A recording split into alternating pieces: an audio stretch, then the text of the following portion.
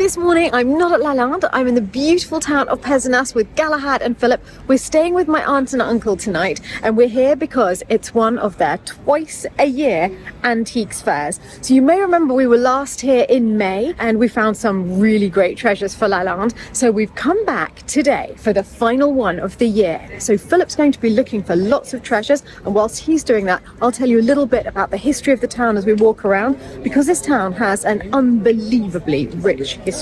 And actually these fora are immediately reminding me of the start of this town's life, which was when the Romans settled here. I'm always bewildered by the fact that they don't have thick bases, so they topple over easily, and in fact in Roman times they wouldn't stand up at all, and they were used for storing oil or wine. It's actually a shape that remained unchanged for centuries. It made it very easy to stack them sideways on top of one another for things like sea voyages, but also they were sometimes stored upright but stuck into sand to keep them upright, and that meant that whatever was inside them was kept cooler. It was also great for wine. When you poured it out, you get much less sediment coming with the wine. The clear liquid from the top will be able to pour off really easily.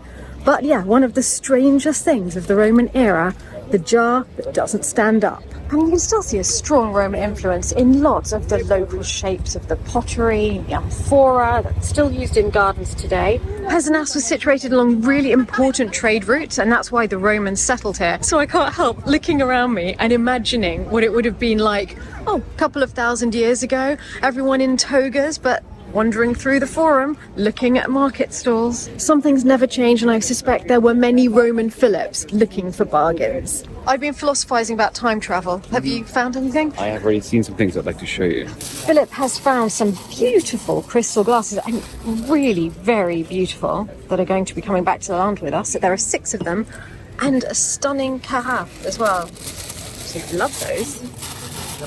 Oh my goodness, just as this was being packed up, Philip came over with this, which is a tiny little carafe with a beautiful engraved bird. This is amazing. A cash pour. I should have guessed. How many cash pour does one man need? How many cash pour does one chateau need? I like what you did there.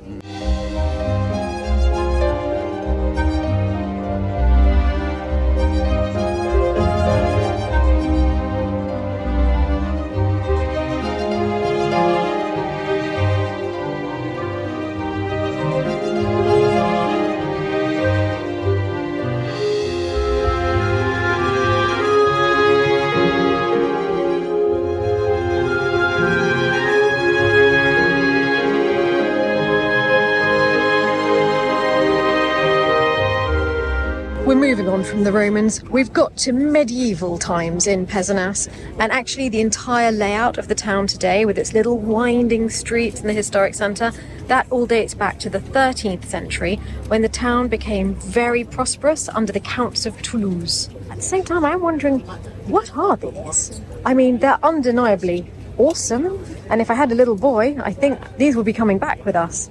But I wonder what they're originally for. Oh, there's more. There's even a little castle. Could it be a chess set, I wonder? You know, I think it is, because there's 2 horses, one here, one here. So cool. I'm glad we've come across these, because I think Marie was looking for a duck roasting machine. Is that what it's for? Oh, and it turns it. Open fire. I love the idea of that little spit turning. That would be really delicious, but I would love to see Marie's face. Philip is in copper heaven. That could make a really cracking bin. A bin? I could actually, yes, it's quite pretty as a bin. Should I ask about it? Well, unless it was our compost bin, I can't see what we would use it for. Because I think Anne-Marie's going to build in bins to the kitchen, isn't it? Yeah, that's in area cuisine. Compost actually would work quite well. Yeah. We're ruling it out as a compost bin on the grounds of weight. At the moment, the little plastic one might not be pretty, but it is practical and light. I find these little pots charming. Imagine a little coffee or hot chocolate for one, just on a beautiful porcelain tray.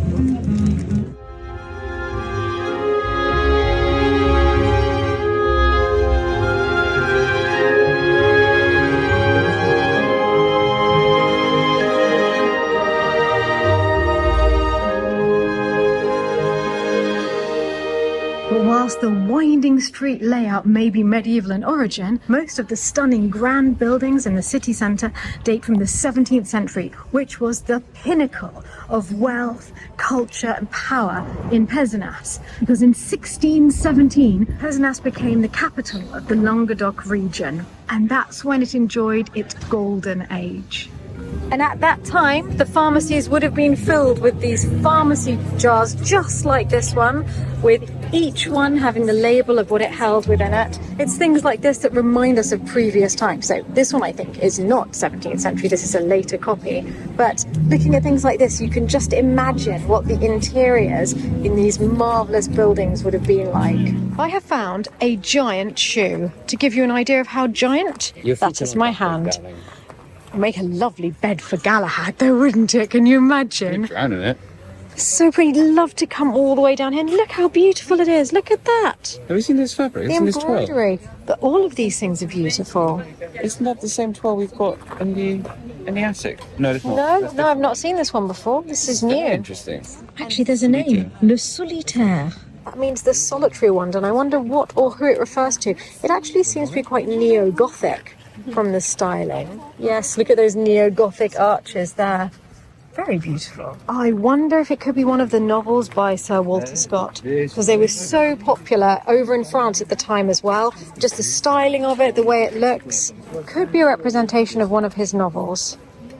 And this is very beautiful as well. Yes. This one. Yeah, that's a very old one. I'm loving these floor tiles. Aren't they beautiful? All the different tiles. These in particular are just wonderful. In a house in this part of the world, I think they would look stunning, but not right for Lalande. Ones like this are much more the sort of thing that there might have been at Lalande. Or like these, very beautiful. Philip could go on forever, but I need to stop for a drink, and we're going to go to the Moliere hotel restaurant, named after Pézenas' most famous resident of all time, the French playwright Moliere. In the 1650s, he lived in this town every autumn season with his entire troupe of actors. They were here under the patronage of the princes of Conti. According to local legend, Moliere would just sit and watch all of the local colourful characters go by, and a lot of them ended up as characters in his plays. We're being very restrained. We're only having drinks. I did actually want a massive lunch, but I know that I will fall asleep immediately afterwards and I won't be able to look at anything. So the food can wait for this evening. My father always used to tell me you should eat to live and not live to eat, though I have to add that my father did not do that. He loved food, and that was his great enjoyment in life was eating. And I'm exactly the same as him. That phrase actually comes from Moliere. You should eat to live and not live to eat, which is very un-French of him if you think about it. And of course, we couldn't come to Pézenas without seeing some Moliere. Though, did you know that that actually wasn't his surname? His surname was actually Poquelin, but his family were upholsterers to King Louis XIV. You can imagine the prestige. Nowadays, of course, Moliere is remembered just a tiny bit more than the upholsterers Poquelin. Philip's interested in this whole set of books, all the different styles. From it. It's a 7 volumes, €20. That is actually quite nice. It's the one about regional styles. Yes, and I'm surprised at how much I'm enjoying this one already. I think it's quite interesting. Yeah, all 7 for €20, I guess. That's 5 of them. I think €20 is about those, but these can't be much more. Yeah, I like them. The problem is carrying them. I know. Actually, the woman who owns the stores just agreed to sell all of the books to us for €35. So they are definitely coming back. And actually, it's regional styles from all over France. Languedoc is the region that we're in here. So this is our region, Le Berry. Oh my goodness, look at that bed. It actually reminds me of the chateau near us, the Chateau de Lalande. Yes. They have a lot of bedrooms still like that. The furniture is very simple in our region because it was a very poor region in the past. The staple food was actually chestnuts because the land isn't good for crops. So there's a lot of forest. Here we're in the Languedoc, and you can see straight away that the furniture was much more refined in this part of France. There was a lot more wealth here in the south. Huge difference from here in the centre. These books are all about different regions of France and the styles of furniture, but this one is all about different styles through time. And this is Second Empire, that's around the 1860s. Oh, there's a whole section on the papier-mâché furniture that was so fashionable at the time. Look at those papier-mâché trays. Yeah, at a distance, I thought this might be one of those papier-mâché trays. We've just been looking at the book, it was on my mind, but this is a tin tray. Very beautiful one. I love the parrots. And these are incredibly pretty, and Philip loves these. It's a shame because a couple of the glasses have been replaced. They're so wonderful. Just lock away all of your little liqueurs. Come to think of it, locking them away does feel a little bit antisocial. You found a waistcoat. I found two that might fit, so let's have a look. Okay, fingers crossed. You're actually quite good with historic costumes because not many people can wear them because you're very slim. Might be a winner. It might be with a shirt underneath, yeah. Obviously that's pulling a little bit. It's very high. Is it? Well, I think it must have been a much shorter man. It's sort of halfway up your torso. Oh, wait. I also had him pulled it down. Still. It's like on my waist. It is a waistcoat, I suppose. Yeah, I think it's too high, that one. It's a pity because it was good other than I that. like it, and I like the lining as Oh, well. the lining's gorgeous. Even though that one's really high, I like that one because it's cut to go under a tailcoat. So that's why it's so high. I quite like it. Do you want to give a little turn? I mean, it fits you perfectly. Does it? Philip's found a mirror, so just checking out the waistcoat, which I actually think is really good for €15. I think it's a winner. Look at that. Isn't it beautiful? Actually, this one in its state. That's stunning. Wow, Oh. that actually shows the decline of peasantess right there in the 19th century. This is a perfect metaphor for it. Towards the end of the 18th century, in 1789, the capital of this area moved from Peasantnas, which had this amazing golden age because of it, it moved to Montpellier. And because of that, the 19th century saw a very gradual decline in Peasantnas' fortunes. And it's only because of the 20th century and tourism that it started to really live again. But these It's people beautiful. were clearly still having a bit of a bling lifestyle here in the 19th century. What do you think? Bling half morning. I know, I think your waistcoat is better. Though there must still have been quite a lot of wealth in Peasantnas in the early 20th century because it was the same last time we were here. We saw lots of gorgeous Art Nouveau pieces. This is a beautiful jargon. I would still wear this. You would still wear this. I don't think it would fit. Actually, that one is beautiful and in extremely good condition, but look at the quality of the lace. Look at that And the lace. beadwork. You keep pulling amazing things out. Look at the cape. Oh my goodness. Again, I would wear this. It's a It bit is short, maybe. Gorgeous. Absolutely gorgeous. Put the cape back. I will put the cape up. I just love looking at all of the carafes that would probably have been from about that period when it was fashionable to have a little liqueur, maybe on a small tray in your bedroom with a tiny glass next to it. A little pick-me-up when you needed it. In fact, maybe these drinks are the very liqueurs that would have been in those lovely decanters. Cherry, Mirabelle and Ketch. Well, that's a different type of plum.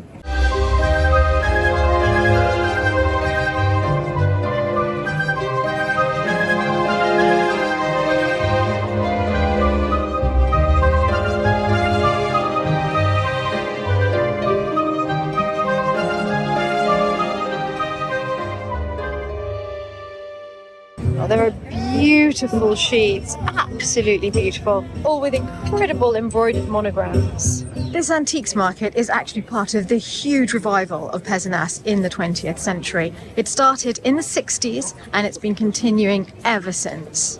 That is adorable. It's the piece you've been missing all your life. Maybe not for 150 years. If that's the correct price. Yeah. Well, I mean, he's a lovely mouse, He's an but Italian mouse. carefully place the mouse down. Oh my goodness, a little briefcase for dogs. Look at that, everything you need to take your darling little creature on holiday with you. We're going on a journey on a Scottish train soon, and I would have been sorely tempted with that little tartan cover on the outside to take it for Galahad. Unfortunately, dogs aren't allowed on the train. Oh, Philip, how happy are you right now? All sorts of things in the shapes of fruit. I love the colours in that. Oh, I like this one. It's quite festive and Christmassy, that one, actually. It's actually. I like that one. It's a little early to be thinking about Christmas right now. I love the colour of that one. And anything with lemons on makes me smile. Salt, the pepper. Is that a cold radish? Yeah. Little scarf on? Yes. Oh my goodness, if this had had its base, I I reckon would have we'd be bought it. going home with that to match the other monstrosities in your set. I'm still tempted by it. Just How cool this is. Just to torture Maria when she next visits. A cabbage spoon. And we have a cabbage terrine that is missing its spoon. So wild excitement. Philip's found more plates. They're very pretty for that. That's lovely. Very fresh and delightful. Is it possible to fall in love with a remote control car when you're a 49-year-old woman? I think it is possible. How wonderful is that? I have just found something. It is in this bag and it's going to be my costume for Halloween this year. So I'm not going to show you, but when Halloween comes, all will be revealed. Pesnas isn't only known for its antiques. It also has great food, incredible local artisans who have tiny shops through the historic centre, and it's been recognised as a city of art and history by the French Ministry of Culture.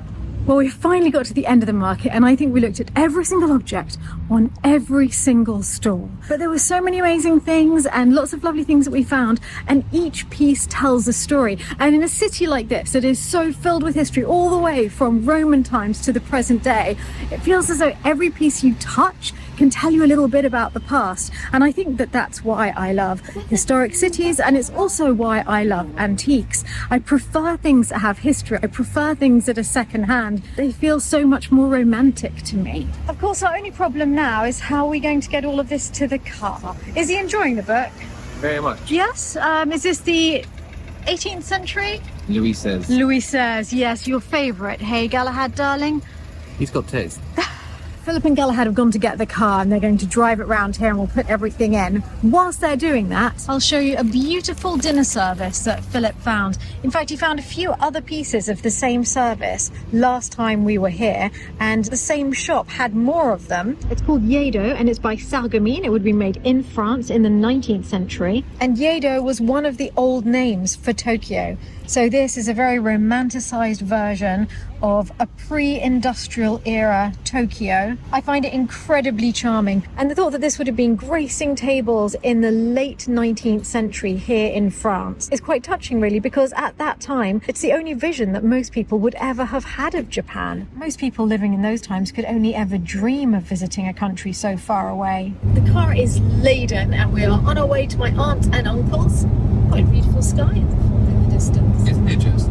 It's like a painting. Feels like the perfect end to the perfect antiques fair. Though actually, food will be the perfect end to the perfect antiques fair. It's time to start living to eat rather than eating to live. You made your aioli. Oh, I forgot. Garlic mayonnaise. Yes. Oh, You two yes. are always excited. At least we're both having it, darling. That's important. Exactly. It's delicious. Delicious one. Look, It's yeah. dry muscat. Ooh. Look, try it, you will see it.